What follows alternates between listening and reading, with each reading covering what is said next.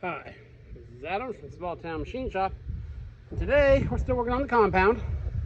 What I'm thinking about doing, well, what I'm gonna do is I'm gonna add 2 oiling ports for this. Now, a lot of you are gonna say, just grease it. And yeah, if that's what you wanna do. That's obviously how it was originally intended. I do not like grease on my machines in my shop. I grind in here occasionally. I live in a dusty area and it's usually windy here, so dust blows into the shop. I like the washing away aspect that oil on certain machine surfaces gets you. So I am much more comfortable in my shop with my machines using oil on these threads. You do whatever you want to do or whatever your manufacturer tells you to do. And this is pretty enclosed. The compounds on most lathes are pretty enclosed. You can still see there's some chunkies in there. And I cleaned out a bunch. Still got more to do in there. Stuff gets in there. I would like to have the ability to flush it out. And I oil my machines very, very, very religiously. I mean, you should see the shaper. There's a puddle of oil around it constantly. I keep as much oil as I do floor sweep around that thing. So I like the fact of oiling it and running it back a few times to flush the stuff off. So that's what I'm going to do. Again, there's multiple different ways to do stuff. This is what I like to do in my shop, so that's how I'm going to do it. So what I'm going to do is I don't know if I'm going to do 1 or 2 yet. I think I'm going to do 2. I have a whole bunch of these little spring-loaded guys. I'm just simply going to drill a hole. I forget what size drill bit, but it's like 5 thou, smaller than these. And just press it, or just tap them in, or Loctite them in. Again, there's no pressure behind it. You push down on it and put grease in there. And if you mess up the holes and this is too big, well, then you've made yourself an oil hole, just a little less fancy one, I guess. So that's what I'm going to do. Kind of increase the longevity. This machine is probably 100 years old. So some maintenance updates, aren't going to hurt it. So, I'll find out where to put these. I'll get this guy on the drill press and hopefully make pretty quick work of this job. I'll bring you back. Okay, we're just going to do some simple layout here. Let's grab her out of this guy. The channel runs right in the middle. I don't know if you can see this. You can see how that favors this side. This, I measured it earlier. This is in the middle, even though it's favoring that. So this is a casting thing. And we don't have to be within 1 thou here. As long as we are above the screw, mission accomplished. Of course, we will do our due diligence.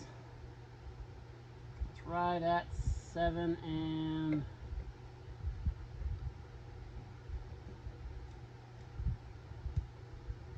yeah, 3/4.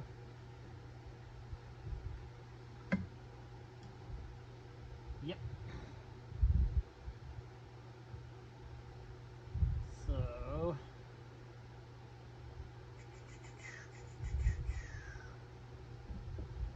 I don't know how long that is.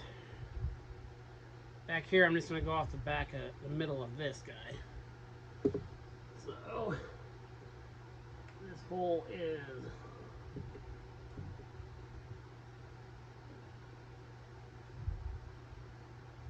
of course I'm measuring because it is threaded.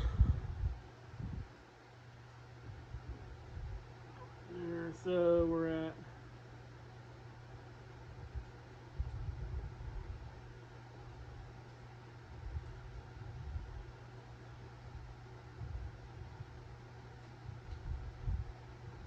a little scratch in the paint there.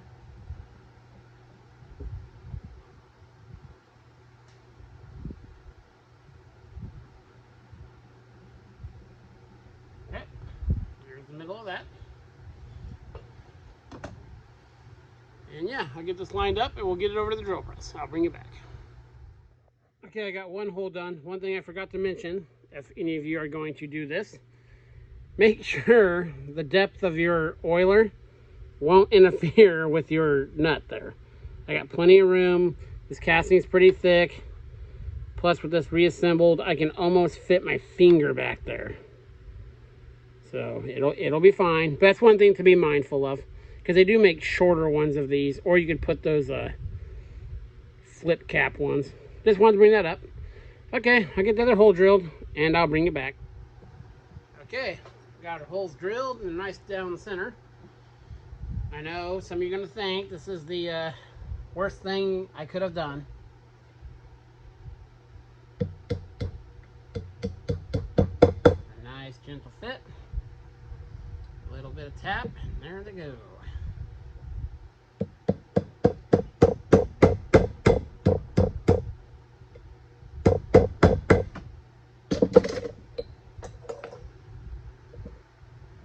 And there we go. Now we can easily flush any debris or dust that might mitigate its way in there. I know a lot of you aren't going to agree with this. Just grease it and fine. This is the way I like to have my machines. I like oil. I like to be able to spray a bunch of oil in there while I'm moving it back and forth and wash it away. That's what I like to do. So that's what I've done. And I probably could have got away with one. Probably maybe like right here-ish. And I might... So when I remake this, where's the other part?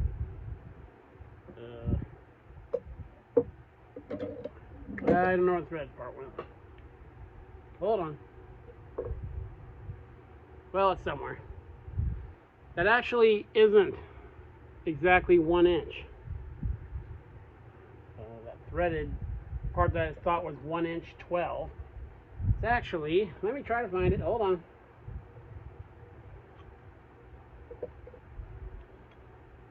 Okay. It's actually about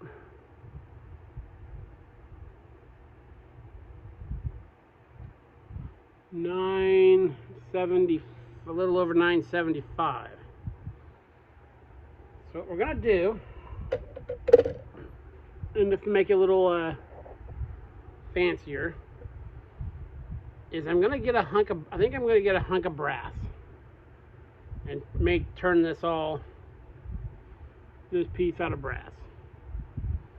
I think that's what I want to do. I can do it out of steel. That's supposed to go this way actually, because there's the relief cut for the threads. I think I might do it out of brass, kind of dress it up a bit. I like this lathe. I really like that boye and emmes lathe. So if I can put some fancy dress shoes on it, I might. Probably gonna replace that keyway, or that key while I'm at it. Then we'll under drill it. I don't have an undersized reamer to match this. This is like 4th thou under the nominal size, so we'll have to sand the inside of the piece because I want a really nice fit. And of course we'll clean it up, and what I'm going to have to do is reuse this in there with the rod and all that, because I'm going to turn everything on this lathe. So that might be a day or so. I gotta go to the scrapyard tomorrow or something, see if I can find some brass. See if they sell brass bar stock. I've never actually bought it there. We'll go from there. Yes. This came out really well. Looks really nice. Those things are nice on center.